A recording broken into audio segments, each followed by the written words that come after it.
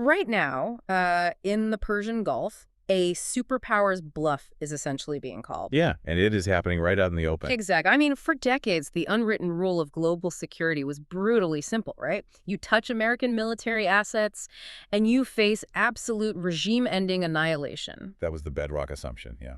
But over the last few months, that rule has been aggressively tested.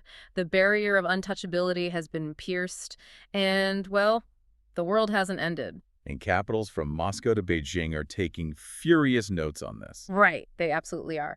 So, welcome to today's deep dive. We are so glad you're joining us. Thanks for tuning in, everyone. Our mission today is to examine a highly provocative, deeply sobering analysis of this exact dynamic. We're pulling our insights from an extensive interview featuring geopolitical analyst Stanislav Krapivnik. Yeah, and we are going to map out his arguments about the global ripple effects of the current conflict involving Iran. Specifically, how secondary powers around the world are allegedly learning a very, very dangerous lesson about challenging Western military deterrence. Right, and it's a lesson that is actively rewriting the risk calculus in, nearly every major theater of potential conflict. The mechanics of how global power is projected are fundamentally shifting in real time. But a quick level set for you listening before we get into it. Definitely necessary here. Yeah. Krapivnik's analysis is intensely provocative. He takes massive swings at both left-wing and right-wing U.S. administrations. Oh, he really does not hold back. No, he doesn't. He makes highly controversial claims about international actors, military engagements, and the effectiveness of Western leadership. So we want to be crystal clear. We are not taking sides here. Right. Our goal today isn't to take a side or endorse his rhetoric at all. Mm-hmm. We are strictly here to act as your guides, impartially stress testing his logic. We want to see how these shifting geopolitical gears actually work, according to the source material. Exactly. We're looking under the hood of his argument to unpack the why and the how behind these claims, completely independent of where they fall on the political spectrum. Just sticking to the analysis. Okay, let's unpack this. The central thematic focus of Krapivnik's analysis is what we can call the Iran lesson. The Iran lesson, yeah. Right. The core claim is that Iran has essentially volunteered to be the live stress test for U.S. deterrence. And according to the source, they've demonstrated a mechanical ability to withstand and retaliate against massive U.S. pressure. All without facing those apocalyptic consequences that have been implicitly threatened for so long. What's fascinating here is how this alters the underlying currency of global power. I mean, deterrence is essentially like a fiat currency. Wait, how do you mean? Well, it only has value because everyone agrees it does, right? The moment a regional power like Iran effectively counterfeits that currency by taking a hit, dealing one back, and surviving. Ah, I see. Yeah, the dollar value of U.S. military threats plummets globally. It basically causes hyperinflation of global aggression. That is a terrifying way to put it. And Krapivnik provides some specific, really alarming metrics for this. He does, yeah. He claims that U.S. bases and equipment in the region are taking heavy, sustained damage. He specifically cites claims of up to 23 American bases being hit. Which is a staggering number if true. Right, and he alleges that casualties and infrastructural damage are significantly higher than officially reported by the Pentagon. And he characterizes the U.S. response to all of this as, quote, a disaster. Yeah, he argues that despite the immense on-paper military capability of the U.S., the response just hasn't managed to decisively stop the incoming fire. It hasn't reestablished that vital aura of invincibility. It's like his analogy of the big bully on the basketball court. Oh, right, the basketball court analogy. Yeah, once the biggest player gets challenged and struggles to decisively win the fight, the fear and respect from the rest of the court just vanish. It's like a stress test on a supposedly unbreakable dam, Like now that a crack has appeared and the dam hasn't violently burst back and wiped out the town. Everyone downstream is taking notes. Exactly. So if Iran is exposing a bluff in the Persian Gulf, how fast does that realization travel to other geopolitical theaters, like, say, Eastern Europe? It alters the math immediately.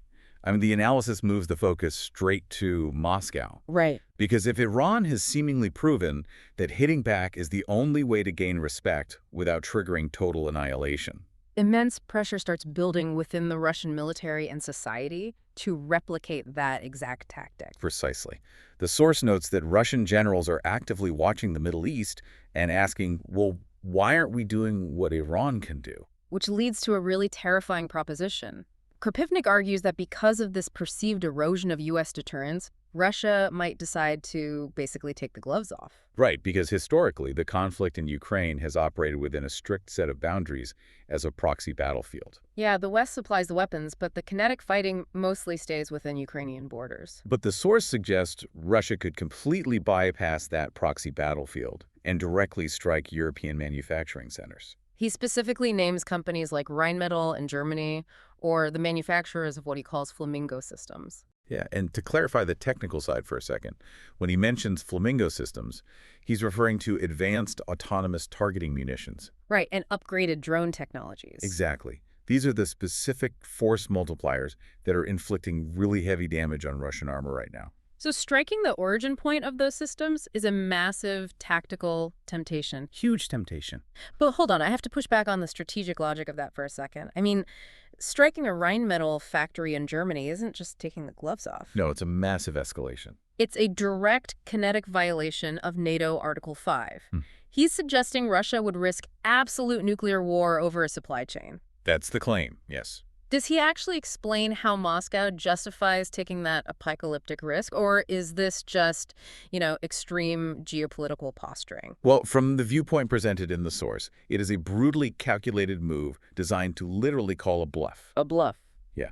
Krapivnik argues that dropping a conventional weapon on a German weapons factory wouldn't just be about destroying the physical flamingo systems before they ship. Okay, so what's the real goal then? It would be a mechanism to induce psychological shock. The analysis suggests European politicians have grown far too comfortable. Meaning they think they're untouched by the war. Exactly.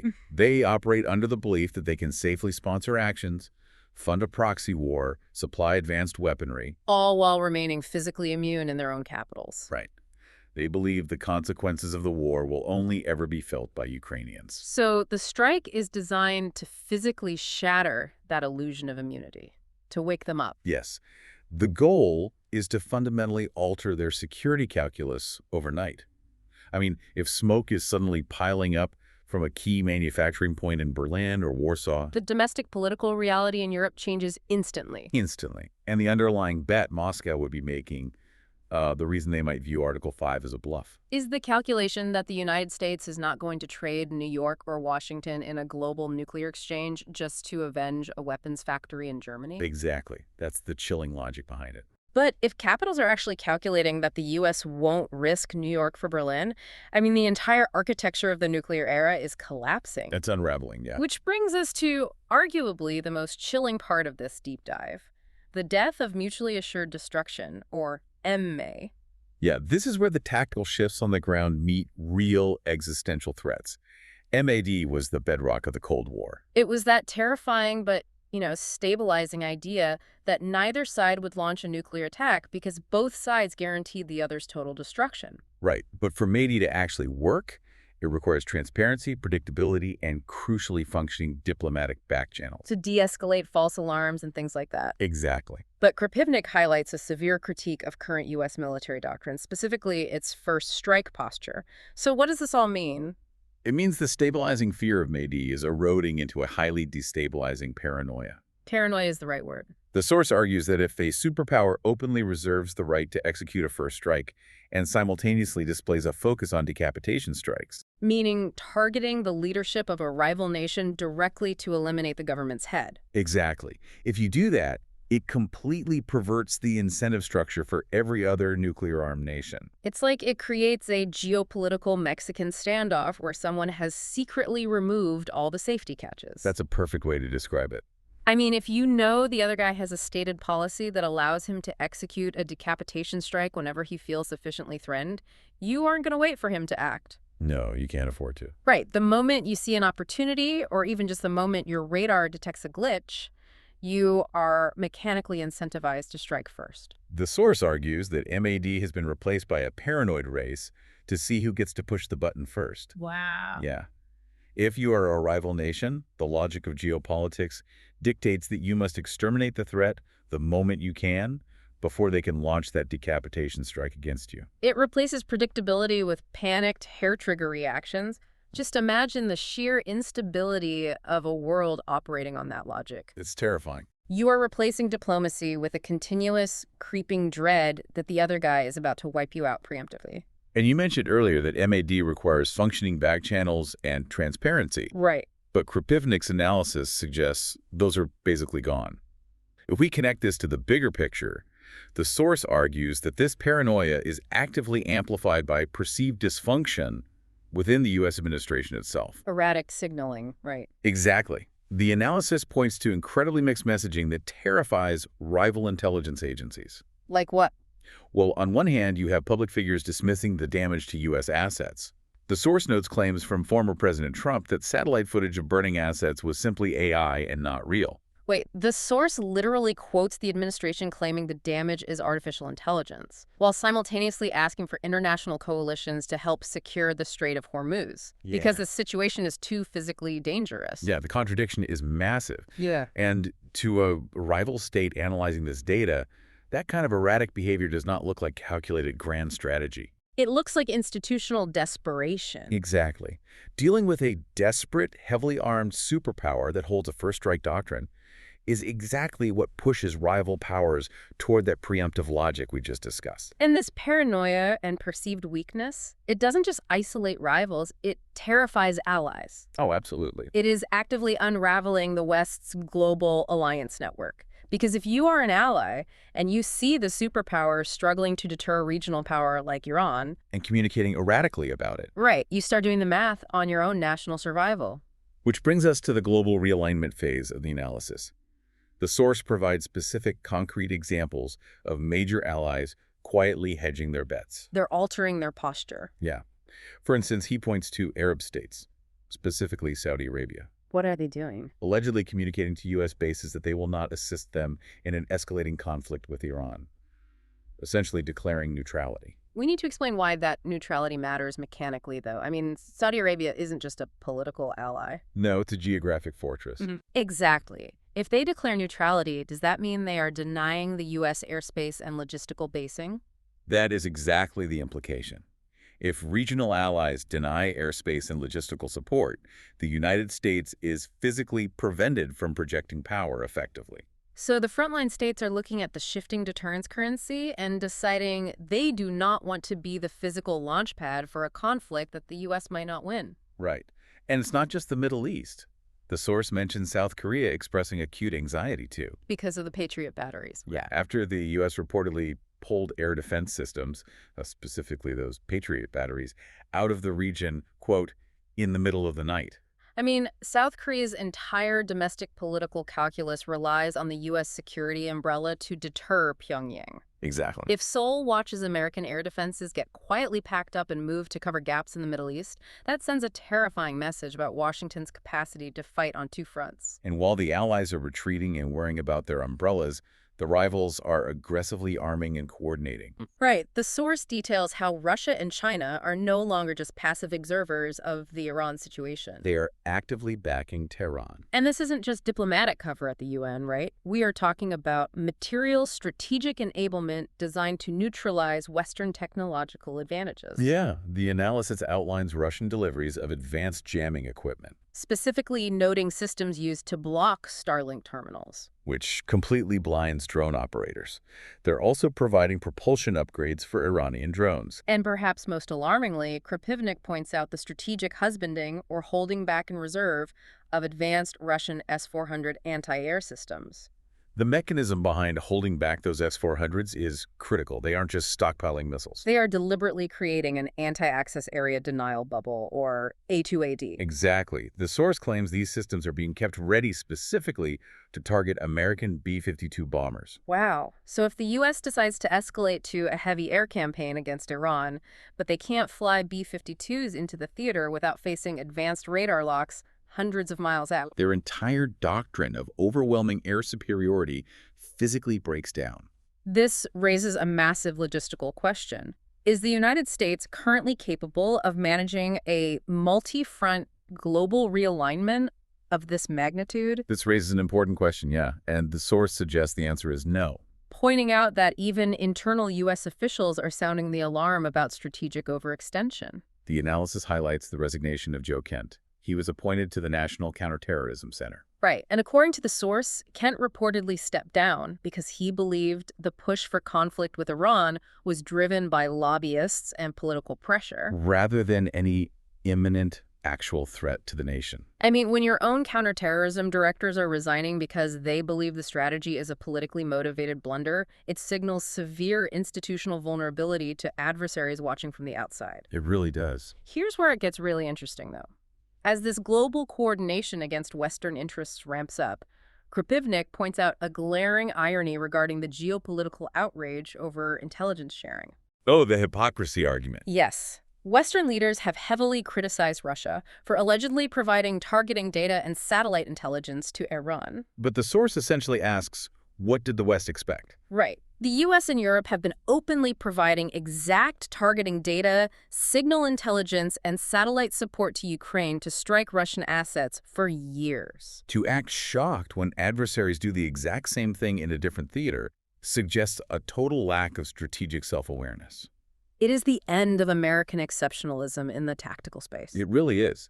The rules-based order, as it was previously understood, relied heavily on a Western monopoly of precision force and intelligence. But once that monopoly is broken, the exact tactics you use against your rivals will immediately be reverse-engineered and used against you. And the ultimate global implication of this, according to the source, rests in East Asia. China. Yeah.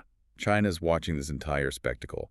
The depleted U.S. missile stocks, the distracted military, the struggles in the Red Sea, and the Persian Gulf. And they're viewing it as a massive blinking green light to move on Taiwan. It's a domino effect driven by logistics. If the U.S. is bogged down and burning through interceptor missiles in the Middle East and drained of artillery munitions in Eastern Europe, Beijing calculates that the window of opportunity to reunify with Taiwan, forcefully if necessary, is wider right now than it has been in a century. they're looking at a distracted adversary whose deterrence currency is losing value by the day.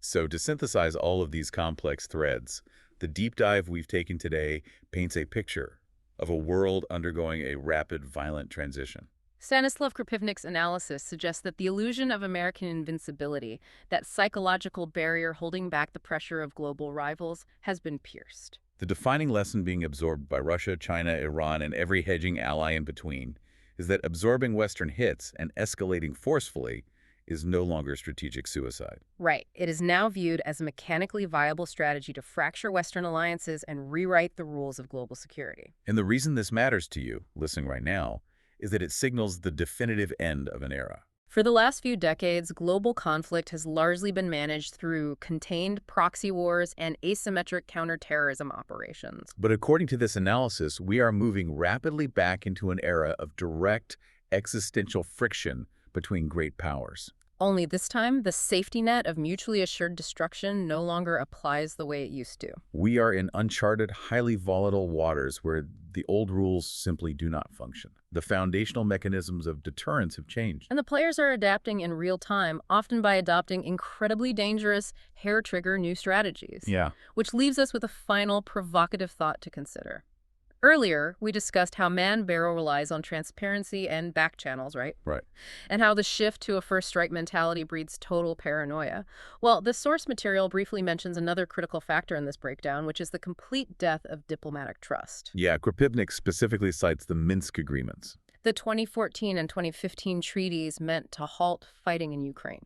The source notes that Moscow now views those agreements purely as a deliberate Western stalling tactic to buy time to arm Kyiv. It represents a total systemic collapse of diplomatic faith. It does. So I want you to combine that absolute lack of diplomatic trust with this new, paranoid, itchy, trigger finger, first strike logic we mapped out today. It's a bleak picture. If no one believes a treaty is worth the paper it's printed on and everyone is terrified that the other side might preemptively strike them at any moment, how does any global conflict actually end from now on? That's the real question. If the trust required to sign a peace deal is gone and the fear of a first strike is constant, is the very concept of a negotiated peace becoming a relic of the past? Are we just waiting to see which localized conflict finally forces a superpower to take the gloves off for good?